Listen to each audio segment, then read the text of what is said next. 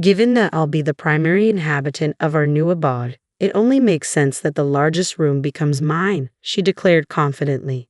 From that moment onward, she staked her claim on our new home with the assertiveness of a seasoned owner.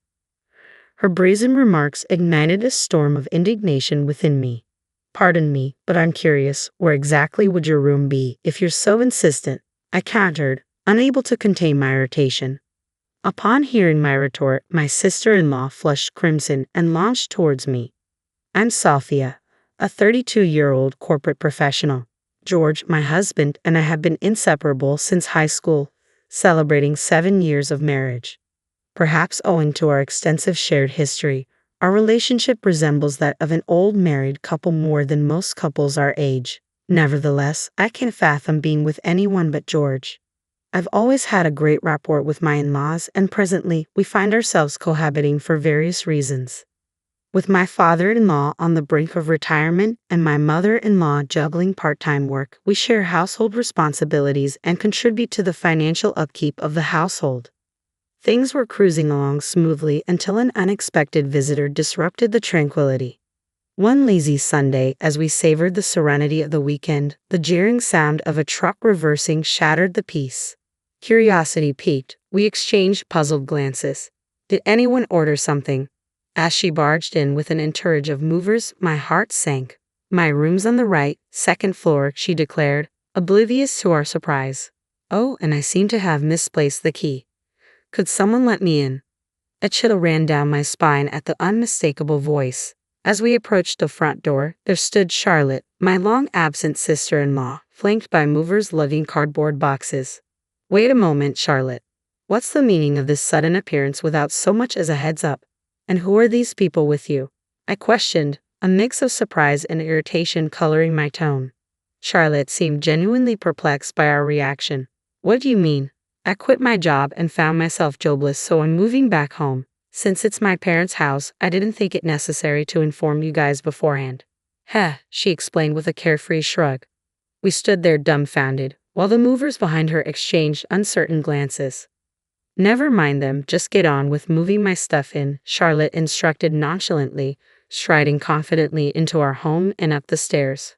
Ha, my old room's been turned into a storage space. Get this stuff out of here. Her sharp voice echoed from the second floor, leaving us bewildered. What do we do now? I turned to my husband and in-laws, their expressions mirroring my own frustration. Let's hear her out first and then figure out a plan to get her to leave. Given her stubborn nature, she won't budge if we simply ask her to, my father-in-law suggested wearily, his demeanor suddenly aged. Reluctantly, we piled Charlotte's belongings in the hallway, buying time as we deliberated our next steps. Charlotte's petulant expression was all too familiar, her sulking demeanor grating on my nerves. Oh, and why are George and his wife here? Are you guys crashing with mom and dad because you're broke or something? She jabbed, her words a sharp reminder of her tactlessness. Charlotte's derisive snort dredged up a flood of unpleasant memories. She was 2 years my junior, yet my disdain for her stretched back to her high school days. Our shared alma mater was the source of our initial acquaintance. I vividly recalled Charlotte's audacious approach during our student years. You're George's girlfriend, right? Well, since I'm your sister-in-law, why not lend me some money? She had brazenly demanded. From that very first encounter, she had shown a blatant disregard for boundaries, addressing me disrespectfully despite my seniority. Her audacity didn't stop at her presumptuous request. She even had the nerve to casually ask her own older brother for money. My response was immediate and firm. Absolutely not. Though she bore the title of my boyfriend's sister, I refused to indulge her entitled behavior. Charlotte's reaction to my refusal was predictably disdainful. Geez, you're so stingy, she retorted, her words dripping with disdain. Damn, she shot me a disdainful glance before striding away. You're the crazy one here. That encounter marked my unsettling introduction to my sister-in-law, Charlotte. As it turned out, her behavior towards her own family was even more troubling, a fact my in-laws had been grappling with for quite some time. Her tumultuous history in school was a constant source of concern, prompting frequent summons for her beleaguered parents. Even after graduating, Charlotte remained adrift, her days characterized by idleness and mischief. At our wedding, her antics reached a new low. Her excessive drinking led to a state of inebriation, during which she shamelessly flirted with any man who caught her eye. And as if that weren't enough, she took it upon herself to critique my bridal attire with a pointed, mocking remark. "That dress doesn't suit you one bit," she jeered, followed by a burst of laughter. It was a moment I'd sooner forget. Following her disruptive behavior that day, Charlotte's relationship with her own family deteriorated to the brink of estrangement. Her departure, fueled by anger, left a bitter aftertaste, yet to everyone's astonishment, she resurfaced years later as though nothing had transpired, leaving our family utterly bewildered. "It's because our lease at the old apartment was up. But our new house isn't ready yet, so Dad graciously let us stay here," George clarified, casting a fond glance at Charlotte. "You're building a house, George." "Impressive," Charlotte remarked, her tone laced with sarcasm. "When George and Sophia's new house is ready, we'll be moving out too, Charlotte," my mother-in-law stated icily. "How can you be so heartless toward a daughter who's just endured a breakup and is jobless? Is that how you define motherhood?" "Moving into George's new house signifies a fresh start for us," my father-in-law added, his voice tinged with resolve. "You've always favored George over me," Charlotte shot back at her parents, her footsteps heavy as she stormed up the stairs and out of sight. According to Charlotte, she had experienced a breakup, lost her way, and found herself returning home in search of solace. Since that day, Charlotte's presence shattered the tranquility of our family life. Our lifestyles clashed on multiple fronts. Her late-night, boisterous phone conversations with friends often sparked heated arguments between her and George. Despite shirking any household responsibilities, Charlotte never hesitated to voice her culinary preferences. "Fish? I hate them. Too many pesky bones. Can't you whip up some meatloaf instead?" she'd interject. Fed up with her intrusion, I finally confronted Charlotte. "If you crave meatloaf, kindly prepare it yourself or perhaps contribute to the household expenses. How does that sound?" Charlotte's perpetual attitude towards me only exacerbated the tension. My disdain for her ran deep, so I maintained a formal demeanor whenever interacting with her, a subtle reminder that I wasn't one of her casual acquaintances. Yet she persisted in addressing me only as "Hey" or "George's wife." In response, I resolved to reciprocate by addressing her solely as "Hey." Fully aware of her aversion to fish, I confronted her about her lack of contribution to household expenses. "Why should I chip in for my own living expenses? You're nothing but a leech, surviving off George's earnings and my family's support. Don't act so entitled." Charlotte's audacity left me speechless. "Seriously, is that how you perceive it? And how's the job search and apartment hunt going?" "Our new home is nearly ready," I countered. Her face flushed momentarily before she retorted with a smug grin. "Don't worry, I've got it all figured out," her tone dripping with self-satisfaction. In the midst of our heated exchange, my mother-in-law, Susan, appeared visibly concerned. "Sophia, dear, I'm truly sorry if Charlotte is causing you distress. Are you all right?" she inquired, her worry evident in her voice. Dealing with Charlotte had taken its toll on everyone, her stubbornness making it nearly impossible to reason with her. "I'm all right, Susan, but you should take a break too. It seems like Charlotte has gotten the wrong end of the stick." "Is everything all right?" I asked, concern evident in my voice. Susan's response was a heavy sigh. "Even her father and I can't get through to her.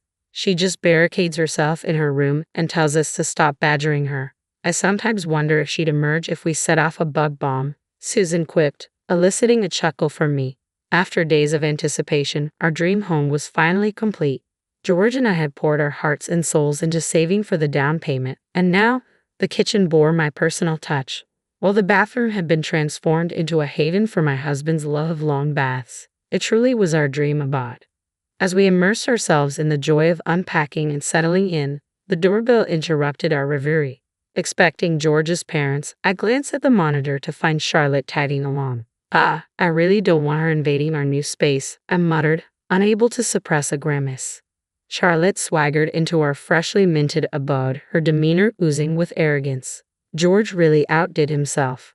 This place is quite spacious. Nothing beats a brand new home," she proclaimed boldly. She proceeded to fling open doors to various rooms without so much as a "by your leave." My irritation reached its peak, and I was on the verge of giving her a piece of my mind when George's father intervened. "Hey, that's impolite," he scolded her sternly. Unfazed, Charlotte pouted and retorted, "What's the big deal? This is going to be my place now, isn't it?" George wasted no time in shutting down her presumptuousness. Cut the nonsense. You don't have a room here, do you? He snapped. But Charlotte persisted, undeterred by George's firm tone. If my parents are moving in here, then technically, this becomes their house, right? So I do have a right to be here, she argued brazenly. We stood there, dumbfounded by her audacity. It became painfully clear that Charlotte had been eyeing our home as her own from the very beginning.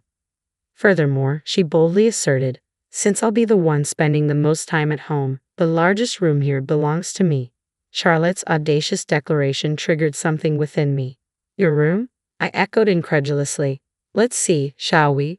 With a calm demeanor, I gestured towards the storage shed outside, typically reserved for garden tools. Even if I were to go out of my way, the only space I could possibly arrange for you would be that old shed. And naturally, you'd still be expected to pay rent. Frankly, I'd rather not have you in our new home at all. Could you please leave? Charlotte's face flushed crimson upon hearing my words. Are you serious? She exclaimed, making a move toward me. Fortunately, my husband George intervened swiftly. That's enough, Charlotte, he interjected firmly. Stop causing unnecessary trouble. In stark contrast to his sister's tumultuous nature, George remained composed and level-headed. The only one he'd ever raise his voice against is this woman, Charlotte, who never seems to have any respect for her older brother, George retorted firmly. As our father-in-law's authoritative voice boomed down, even Charlotte fell silent. Charlotte, cut the theatrics and listen up. We're not moving in here, and you need to come to terms with the fact that our old home is gone, George asserted. I couldn't help but stifle a chuckle as I glanced at Charlotte, whose expression resembled that of a startled deer caught in headlights. From the outset, Charlotte seemed to assume that George and I, along with her parents, would continue living together in our new abode. However, that wasn't the case. We had been informed some time ago that our parents were planning to sell the family home and relocate to the countryside. The reason was plain and simple. We're just tired of dealing with Charlotte's antics all the time. We want to enjoy our retirement in peace, our mother-in-law had expressed her frustration. Charlotte had stormed out of their old home, declaring, I never want to set foot in this house again. I don't consider you guys as parents to me. Just disappear already. Living with Charlotte had taken a heavy toll on my in-laws. Her volatile temperament had led to numerous conflicts, some of which even resulted in legal disputes. Despite her reckless behavior, Charlotte remained unrepentant, leaving her parents to foot the bill for settlements. To cover these expenses, our mother-in-law had taken up part-time work, the financial burden imposed by Charlotte weighing heavily on the family. George and I had done our best to support them, striving to maintain some semblance of peace in our lives amidst the chaos. However, Charlotte, seemingly oblivious to the havoc she had wreaked, showed no gratitude towards her parents. Instead, she only sought their assistance when it suited her own needs. My frustration with her behavior had reached its breaking point. Then I'll just move into your new house with you guys, or I'll end up on the streets, Charlotte finally admitted, a hint of panic evident in her voice as she confronted the truth.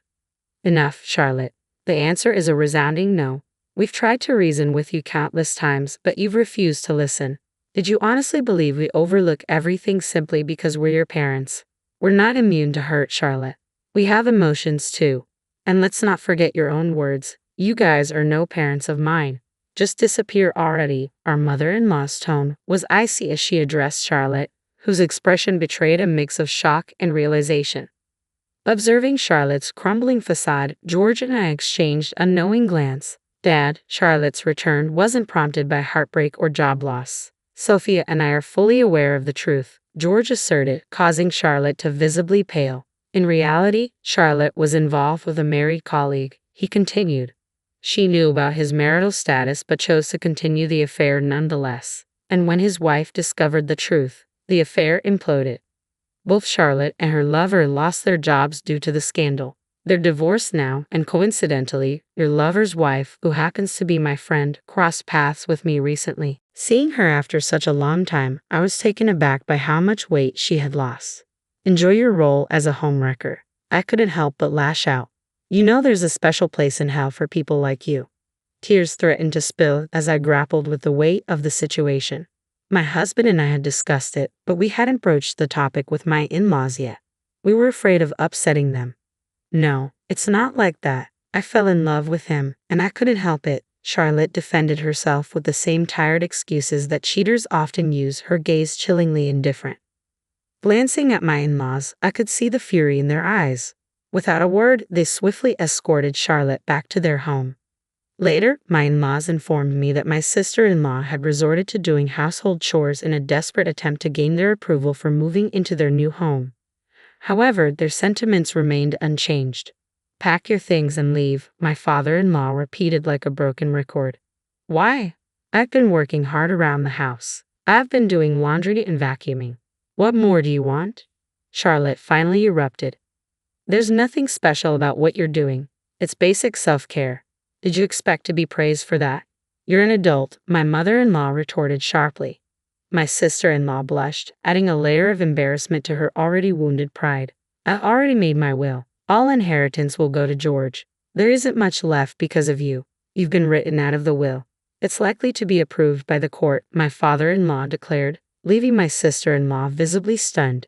As my in-law's moving day approached, coinciding with my father-in-law's retirement, my sister-in-law had drastically downsized her possessions to just one suitcase. According to my mother-in-law, she had sold off most of her belongings for cash. As we bid farewell to my in-laws and turned to head back to her car, my sister-in-law inexplicably followed us. "What's the matter?" I asked, puzzled by her presence.